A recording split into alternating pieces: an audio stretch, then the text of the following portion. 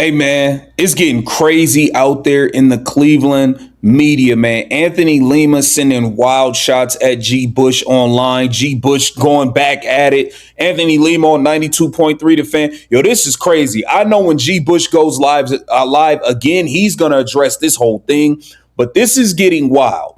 This is getting wild. We have to get into it. Welcome to Keep the Vision. Make sure you like, comment, subscribe, share the channel, hit the bell notification, hype the video. That'd be greatly appreciated. We got to start right here.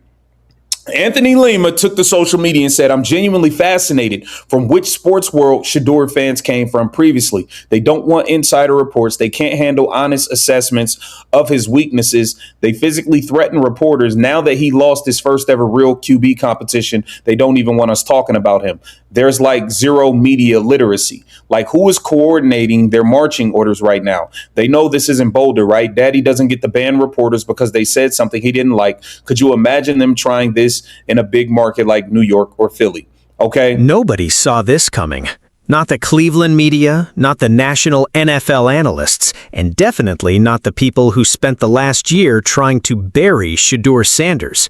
Because one online back and forth just exposed everything. A war of words so simple, yet so revealing, that it completely tore open the real story happening inside Cleveland Browns training camp. This isn't just about a quarterback competition anymore. This is about a media civil war. And what happened next exposed a double standard so glaring that even longtime Browns insiders couldn't stay quiet. Stick around, because by the end of this video, you're going to understand exactly why Shedeur Sanders has become the most talked about man in Cleveland, and why his loudest critics can't stop proving him right. Media acting like they are so burdened with the weight of having to talk about an irrelevant fifth-round pick. Okay, let me free up your schedule a bit. Just talk about the Guardians, Cavs season preview, or high school football Friday night lights for 2 to 3 hours. Exactly. Good luck with that. This has to be said. If the media thinks Shedeur can't play, he's a fifth-round pick with no upside, then why does he lead every single topic and conversation? Watson is the starter. Get in your analysis bag and start talking about what he needs to do week 1 against the Jags. Shedeur is good for business. I do Shedeur content because I think he can be the long-term answer. Others use his name for engagement. If he's just a backup QB with a famous last name, why is he your leading topic? Let's make a bet. No local media can't go a week without mentioning him. So you already see the back and forth going on online. Okay. And then Anthony Lima and King Carmen spoke about why Shedeur Sanders will continue to lead the conversation. This is going to be crazy. I'm going to be waiting for GBush to get back in the barbershop and address all this. He going to cook. It started online, the way these things always do now. Anthony Lima, one of Cleveland's loudest sports radio voices, went after Shedeur Sanders supporters. He questioned their loyalty. He mocked their reaction to honest criticism. He practically dared people to defend the rookie quarterback in public. But here's where things get crazy. Instead of the story dying down, another Cleveland voice, GBush, stepped directly into the ring. And what he said didn't just defend Shedeur, it flipped the entire narrative on its head. This wasn't a quiet disagreement between two media guys. This was two completely different visions of who Shedeur Sanders really is, and only one of them was about to be proven right. GBush didn't waste time with soft jabs. He asked the one question that every critic conveniently avoids. If Shedeur Sanders is really just an irrelevant late-round pick with no future, then why does his name dominate every single conversation in that city? Think about that for a second. Every debate, every segment, every hot take, Shedeur's name is at the center of it all. That's not even the most shocking part, because if the media truly believed he didn't matter, they wouldn't need 3 hours of programming built around him every single week. They'd be talking about someone else. They're not, and deep down, they know exactly why. Yeah, it is history. The backup quarterback, like we had I sent to somebody else, I go, man, we had a backup quarterback launch his own barbecue sauce here. Like, that's how popular he was. That's right, yeah. Backup QBs are a big damn deal here in Cleveland, Ohio, because usually our starting quarterbacks end up sucking up the room. We got to look forward to somebody, right? And then Deshaun Watson did what he did on Saturday. So there were a bunch of people who were Browns fans, just regular Browns fans. And they're going, man, this quarterback, you guys sit here and call this thing a competition. This is a race to the bottom. These are both terrible. And we had heard that for months. And, hey, you know what? Maybe you were right. Didn't think you were totally wrong, but, we'll see where it goes. And then Deshaun said what he said on Saturday and showed his ass to the entire fan base. And then he tried to walk it back a little bit, even though the guys who corrected me yesterday, you were right. Guys on social media, my own boss at Fox 8 go, Kenny, you didn't apologize for nothing. I go, well, that's true. Here's where the media's argument completely falls apart. You can't call a player irrelevant and then build your entire content calendar around him. You can't say his name doesn't move the needle and then argue about him for 3 hours a day, 5 days a week. That's not analysis anymore. That's dependency. Shedeur Sanders has become the single most valuable storyline in the entire Cleveland Browns organization, whether the critics want to admit it or not. And here's the kicker. The louder they complain about talking about him, the more they end up talking about him. It's a loop they can't escape, and everyone watching can see it. Now pay attention to this.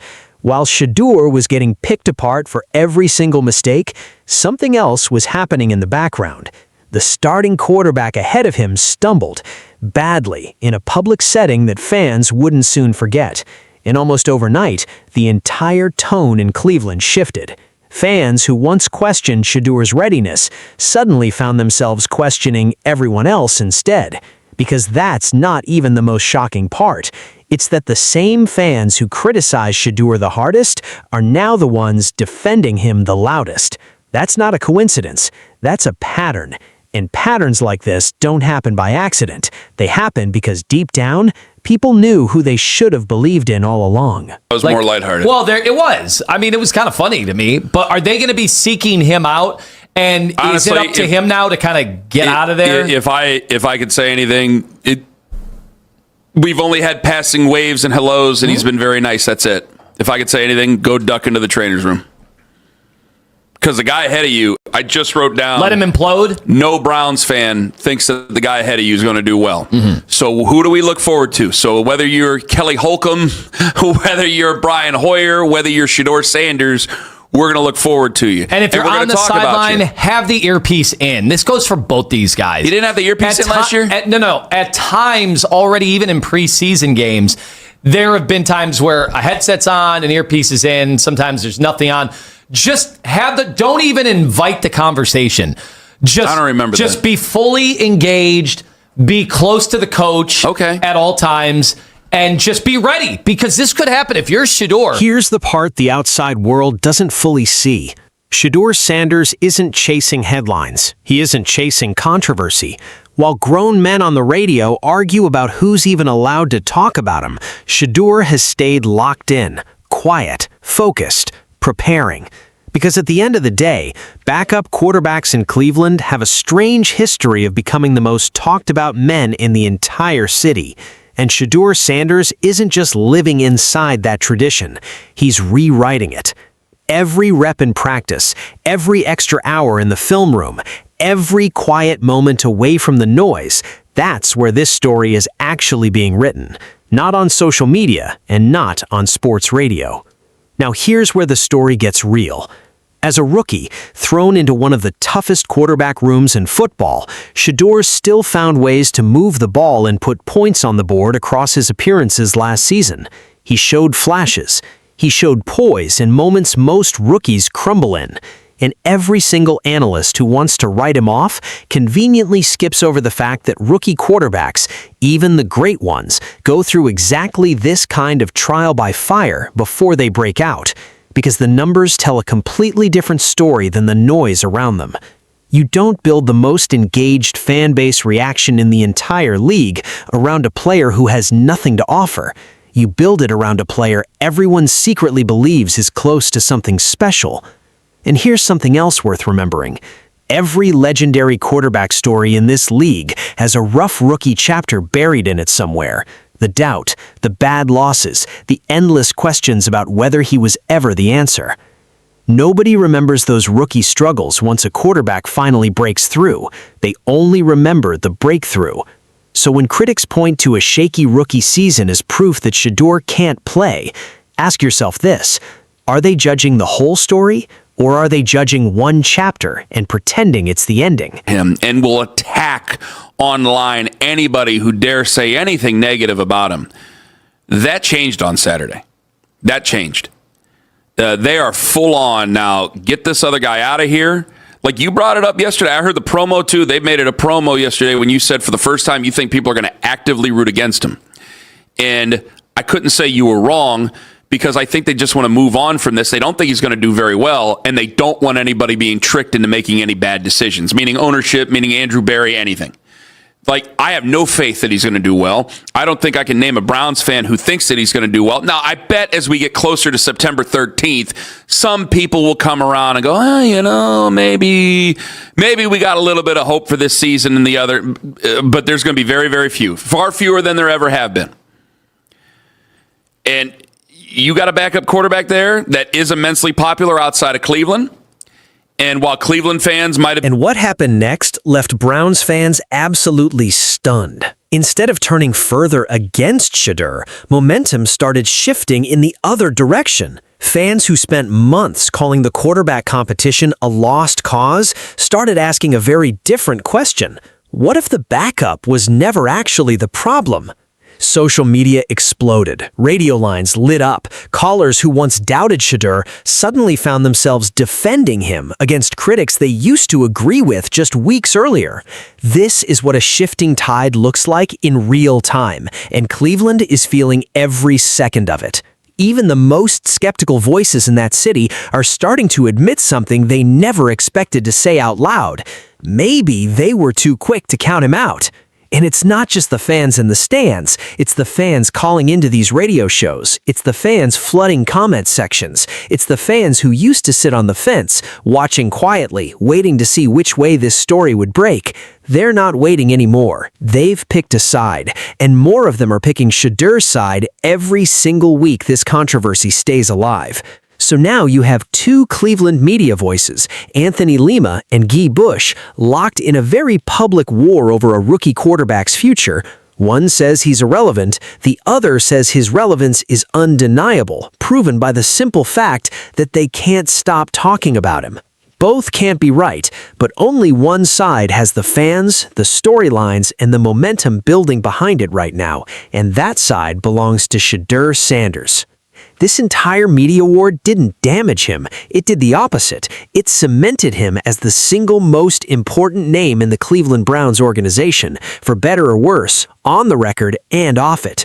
Whether you love Shedeur Sanders or you can't stand him, one thing is becoming impossible to deny. Every time they try to write him off, he keeps giving people a reason to believe. Every time the media tries to bury the story, he becomes the story anyway. And in a league that chews up young quarterbacks and spits them out without a second thought, that kind of staying power isn't luck, it's something else entirely. Maybe that's what scares his critics the most, because the moment Shedeur Sanders finally gets his real shot, this entire conversation changes forever, and nobody in Cleveland, not the media, not the fans, not even the front office, will be able to say they didn't see it coming. If you're rocking with Shedeur Sanders, smash that like button right now. Drop a comment and let us know. Are you Team Shedeur or are you buying the doubters narrative? Hit subscribe and turn on notifications so you never miss the next update in this Cleveland quarterback war.